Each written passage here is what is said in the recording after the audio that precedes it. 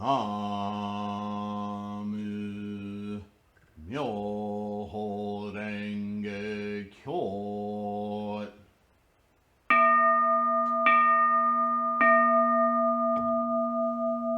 Namu Myoho Renge Kyo.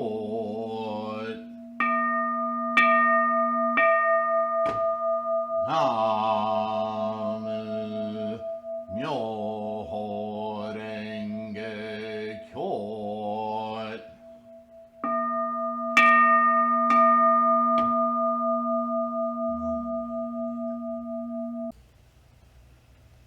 Namu Myoho Renge Kyo, Namu Myoho Renge Kyo, Namu Myoho Renge Kyo. Someone asked me years ago how I could make the statement that all of us are the bodhisattvas of the earth mentioned or written about, expounded upon in the Lotus Sutra. When the bodhisattvas appear from under the ground. And you've heard me talk about this recently. Basically, that bodhisattvas from under the earth indicates something that grows in the future. You know, these analogies in Buddhism about sowing and reaping, they're all about coming into existence. You okay, Chloe? Okay. Unusual noises, sorry. And so, following that analogy, bodhisattvas from beneath the earth simply means the flowering, the coming of a new crop, if you will. It's a future statement. And so the bodhisattvas from under the earth is basically future generations. And Shakyamuni spoke a lot about the 500-year period after his extinction, the second 500, the third 100, so on and so forth. And so there's an entrustment of this methodology to grasp one's fundamental nature, and therefore the fundamental nature of all phenomena. Self-enlightenment, Buddhahood. That's what we're talking about. But, you know, until you have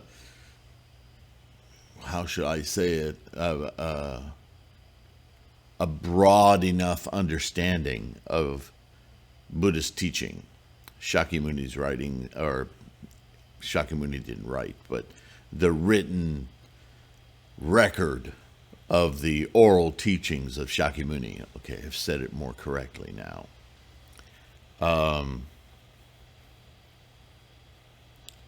One has to have a grasp not only of the objective of self-enlightenment, but by virtue of study, an understanding of the rhetoric about that accomplishment.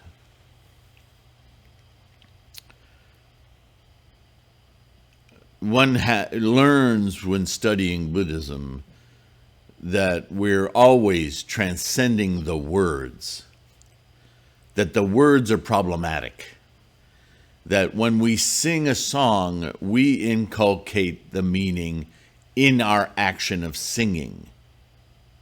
It's different than reading, like poetry. It's different because when we read words, we tend to externalize because the words are external to us.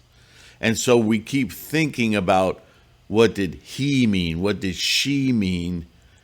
When what we should be preoccupied with is, what do I understand? What do I see? What do I mean as I ingest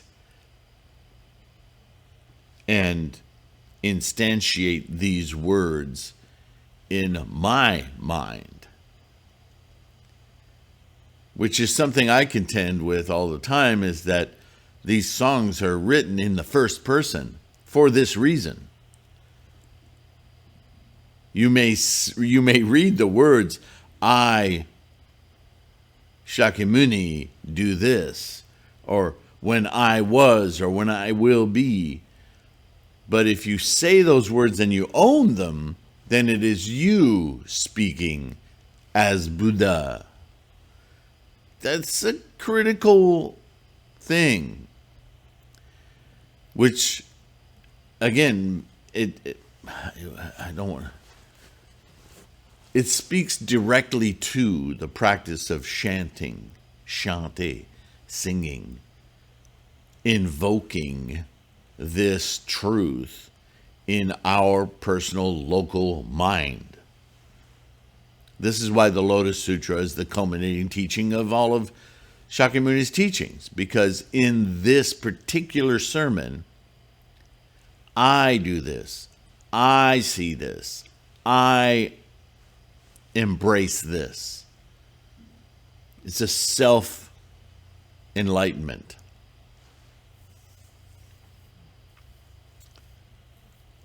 And so,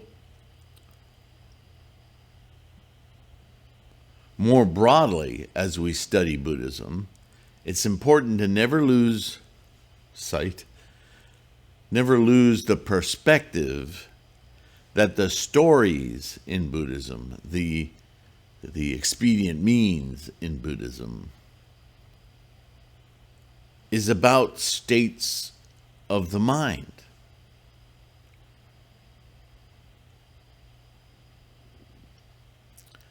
And Nichiren follows this same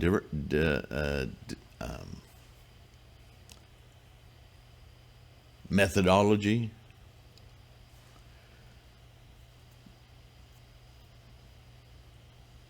So here he's going to talk about the bodhisattvas of the earth and directly his own experience. And as I've said before, and as we've read many times, Nichiren's identification with the mental dedication, the mental state, the method of being described by virtue of personages in Shakyamuni's sermons, like Bodhisattva Superior Practice, and how he sees himself as actualizing that state of being. And so I'll let Nichiren speak for himself here. Messenger of the world-honored one. Born in the latter age of degeneration, I, Nichiren, was the first to spread the outline of the wonderful Dharma reserved for Bodhisattva Superior Practice.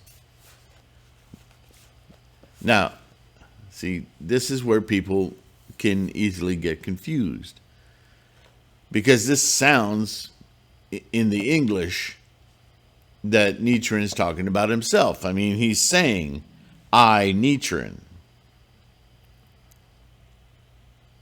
But he's talking about the teaching, the sermon that was reserved for Bodhisattva Superior Practice. What does that mean? That's a very specific reference to statements in the Sermon of the Lotus Sutra, where all of these capable people in the story of the Lotus are answering the request of Shakyamuni Buddha, or Buddha-ness, who will propagate this teaching in the future. Who will take that responsibility? I will, I will, I will, I will. And Buddha not so much Shakyamuni Buddha, but Buddha-ness, looks upon the people currently in this sermon and says, sorry, you can't do it. And really, the reason you can't do it is because you're here now. The only way that this teaching will be propagated 3,000 years from now is for the people of that day and age manifesting their bodhisattva mind to take on the mantle of teaching, spreading, propagating, sharing this teaching with the people of their time and space. Not because you're not good enough, not because you're not capable, but because you're here now. And by that very definition, are not going to be here in the future. You see how once again, the idea of reincarnation and multiple lifetimes is completely shot down? Not even with specificity, but how can Shakyamuni Buddha turn down all of these scholars in his day and age? But we're even talking far beyond that, because we're in the mental exercise of dealing with all bodhisattvas from all the 10 directions, right? All capable people of his day. So this transcends way beyond just the students that were there that day. You see, the sermon is an abstraction of the mind, and those whom have mind in that particular time and with what capabilities they have. He's speaking to all of them, all mental capacity of his day. And he's saying, for all the knowledge and the enlightenment that is being studied here today, it will end. We will go extinct, and that palaver, that communication between one another will come to an end, will be extinct. How will this exercise of mind then remain for future generations? Who will teach that? Right? It would have been more appropriate for all the bodhisattvas in the Lotus Sutra who got up and said, I'll do it, to say, I will nurture it in my children and my children's children so that future generations. But they didn't say that. They always wanted to be the one, because that's how we human beings are. We're very self-oriented. So in a way, the sermons of Shakyamuni identify that very problematic. The self, the ego, is always the thing in the way.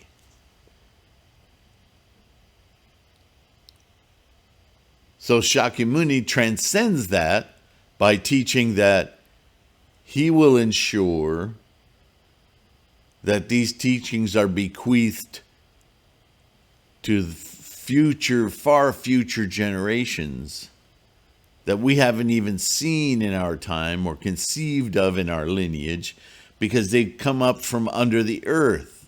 Oh, I didn't see that coming. Of course you didn't, because you can't peer into the future.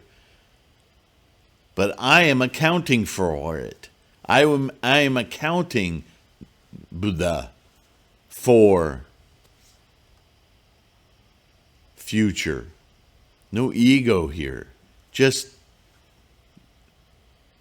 knowledge, just experience. And there will be leaders of those future minds, and those leaders will be responsible for maintaining this practice. So in that action, Nichiren is interpreting and saying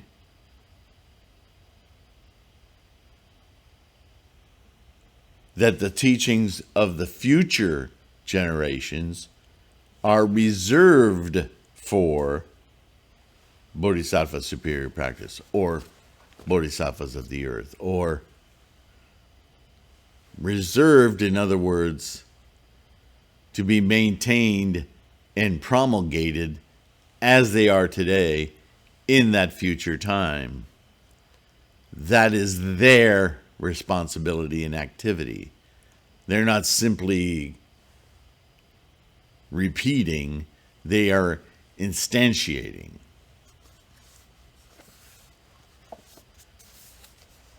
So though it's critically important to copy and recite, as the exhortations constantly say, it also says to read, practice, copy, recite, share, so on and so forth.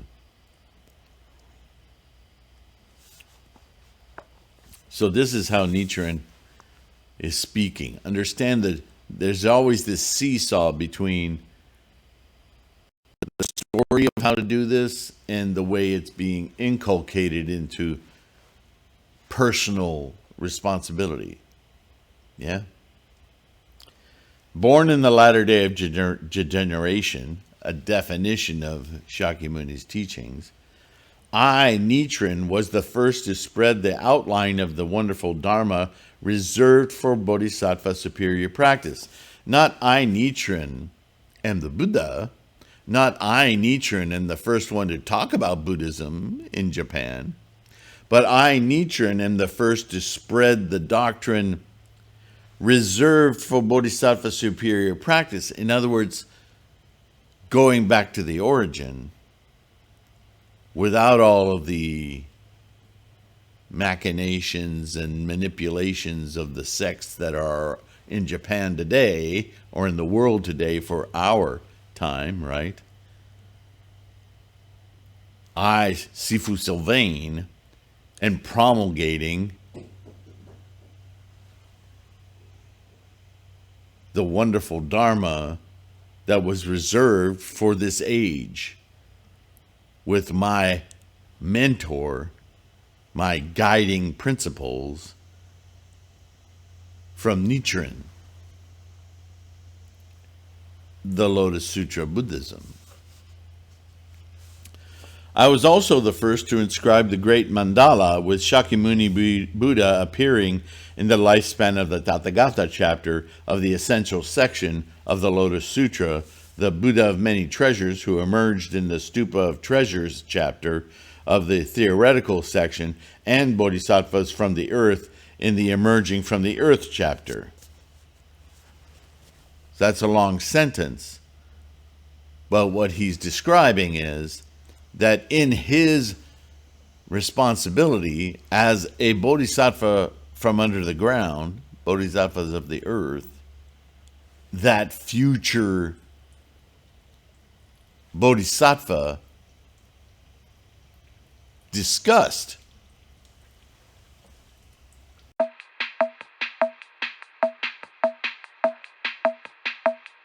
okay, apologies. Turns out my goodness.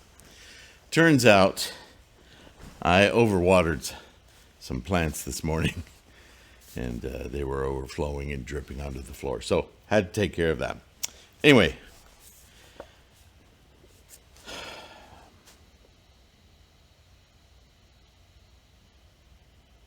he's talking about the creation of this mandala, right, that you see behind me.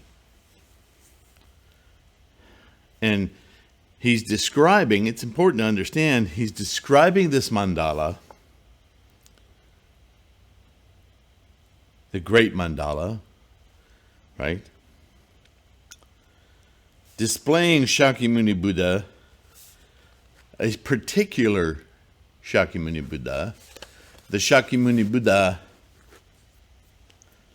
that is explained in the lifespan of the Tathagata chapter, which you could argue, I certainly would, that that's not Shakyamuni Buddha at all,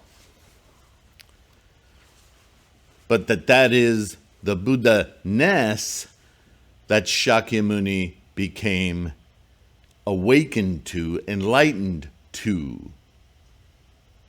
We have to distinguish between Buddha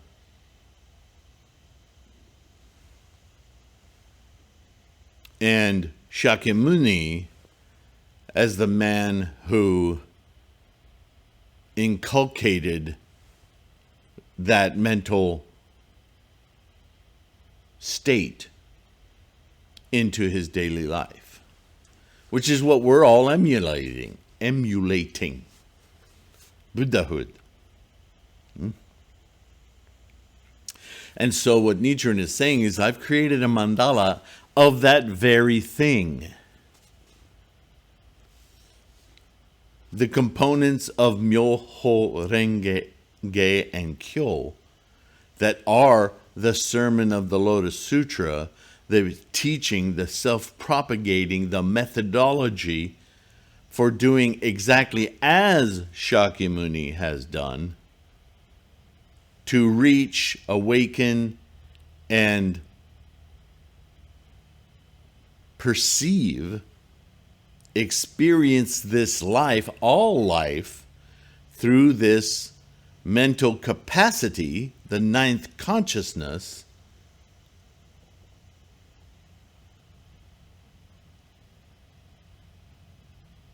that it exists specifically for this witnessing, this observation of, this instantiation of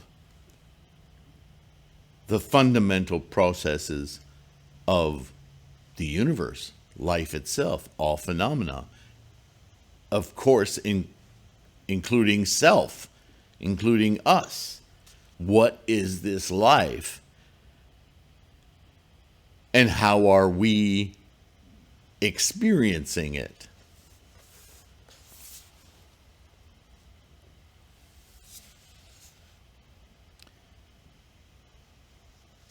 These are very meaningful to me. Yeah, this is Nichiren. This enlightenment, this teaching, this way of knowing the world, it's very important to me. Yeah. It's very important to me too, you as well. And those who hate me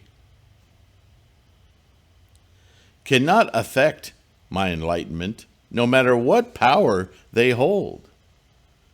Power being authoritarians, right? Whether you're stronger than me physically,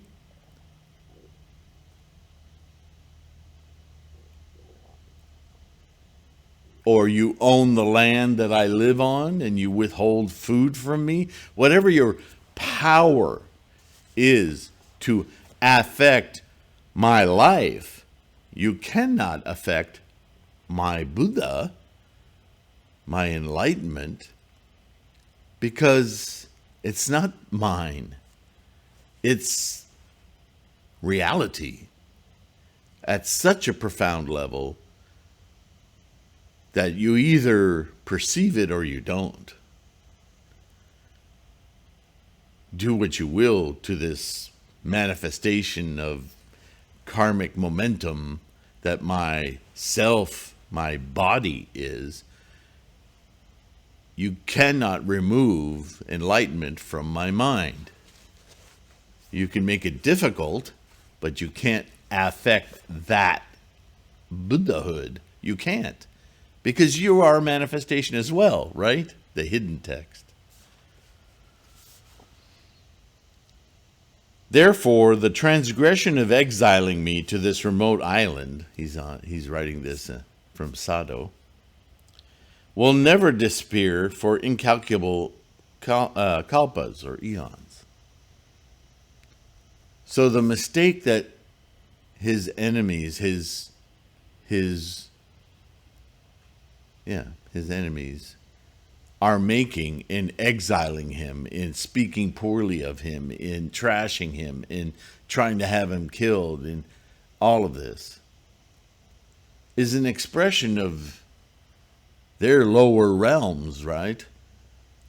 But because the expression of their lower realms isn't about my wagon, not your wagon, but about enlightenment itself, that is a grave error of their actions, and that will be very hard for them to redress. They will feel the effects of this action for a very, very long time. It will be hard to erase that error. You can slap somebody, and over time, that error will be minimized. Probably never leave the consciousness of the person slapped, but if you murder them, you end the potential for growth, Buddhahood, that kind of thing, much harder to erase from your past, if possible, right? Referring to this, the Buddha preaches in a parable, that chapter of the Lotus Sutra. If I were to describe its error, I would exhaust a kalpa without fully explaining its magnitude.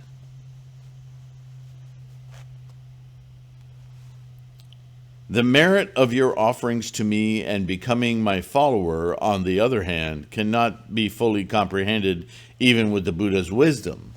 So now he's talking to his friend, the ex-Tendai monk, who is now a Lotus Sutra Buddhist, practicing through the doctrine of this wonderful teacher of ours, Nichiren.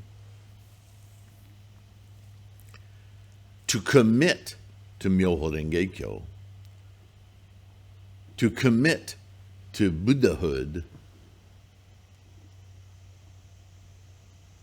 to every moment of every day being in Namu Myoho Renge-kyo, the grandeur of that is incomprehensible, even to Shakyamuni Buddha or Buddha-ness, right?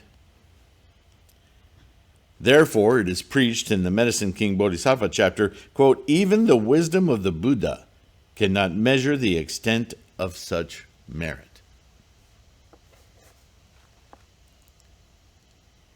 Because we're in samsara.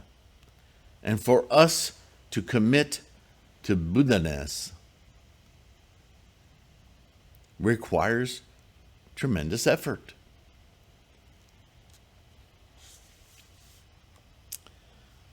I, Nichiren, am the lone forerunner of the bodhisattvas who emerged from the earth. There it is. We are the bodhisattvas of the earth. Nichiren identifies himself as the one entrusted, one of the ones entrusted with propagation in this age. But he's not this lofty, lone person in terms of Buddhism. He's one of the bodhisattvas of the earth. He's taken the mantle of one of the leaders, and that's significant. I don't mean to diminish that. But he's also, in that very statement, saying, we're here. I may be one of them. If I am counted as one of the bodhisattvas that emerged from the earth, my disciples and followers too are among the rank of those bodhisattvas from the earth, are they not? Yeah. The teacher of the Dharma chapter states, quote, if someone expounds even a phrase of the Lotus Sutra, even to one person in secret, in other words, privately, then you should know that such a person is my messenger, Shakyamuni, or Buddha's, a messenger of Buddhahood, dispatched by me, by our greatest potential, Buddhahood, and carries out my work, my perceptive state of mind is being promulgated simply by sharing one phrase from the Lotus Sutra to another, who is also a bodhisattva of the earth, but don't tell him right away. Phrase, Namo Myoho Renge Kyo. This refers to none other than us.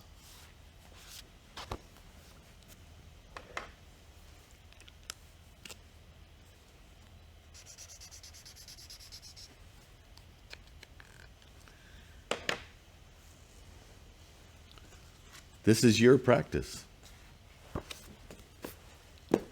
Nichiren is saying it.